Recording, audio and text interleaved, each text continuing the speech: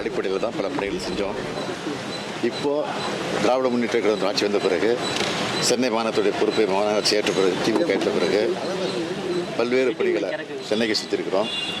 அதில் குறிப்பாக வட சென்னைக்கு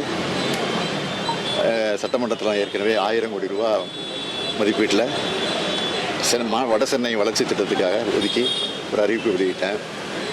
ஆனால் அந்த 1000 கோடியை தாண்டி பல்வேறு துறைகளுடைய ஒத்துழைப்போடு கிட்டத்தட்ட 6350 கோடி ரூபாய் மதிப்பீட்டில் பணிகள் எல்லாம் தொடங்கப்பட்டிருக்கு, நடந்துக்கிட்டு இருக்கு.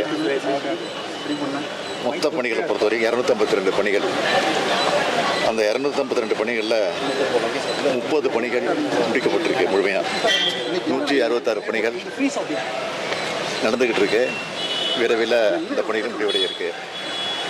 ஆக இந்த ஓராண்டு காலத்திற்குள்ள எல்லா பணிகளையும் முடிக்க வேண்டும் என்று சொல்லி நான் எல்லா துறைகளுடைய அறிவு பெற்றிருக்கிறேன். தொடர்ந்து நம்முடைய அறநிலைத்துறை அமைச்சர் சேகர்பாபு அவர்கள், அதேபோல் மேயர், இந்த வட்டாரத்தில் இருக்கக்கூடிய எம்எல்ஏக்கள், எம்பிக்கள்லாம் தொடர்ந்து ஆய்வு பணிகள் மேற்கொண்டு வேகப்படுத்திக்கிட்டு இருக்கிறாங்க.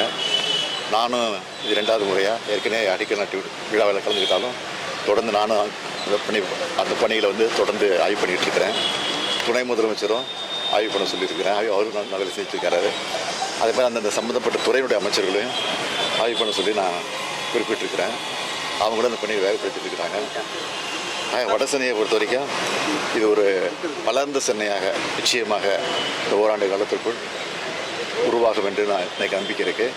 அந்த பணிகளை இன்றைக்கு நான் மேற்பார்வையிட்டிருக்கிறேன். குற்றச்சாட்டுக்களை முன் வச்சுட்டு வராரு, அறிக்கை கொடுக்கிறாரு, எக்ஸ்போல பக்கத்துலயும் குற்றச்சாட்டு வைக்கிறாரு, உயர்கல்வி கல்வித்துறையில் இருக்கணும் குற்றச்சாட்டு வைக்கிறாரு. அதுக்கும் உடைய எல்லாத்தையும் வைக்கிறாரு. ஒன்று ரெண்டு இல்லை, எல்லா பிரச்சனையிலையும் அரசுக்கு எதிராக தான் செயல்பட்டு இருக்கிறாரு.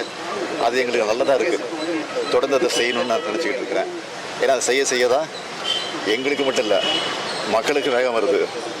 அவருடைய போக்கு இந்த ஆட்சிக்கு சிறப்பாக தான் சேர்க்குது. அதனால் தொடர்ந்து செய்யட்டும், தொடர்ந்து செய்ய வேண்டும் என்று நான் கவர்னரை கேட்டுக்கொள்கிறேன்.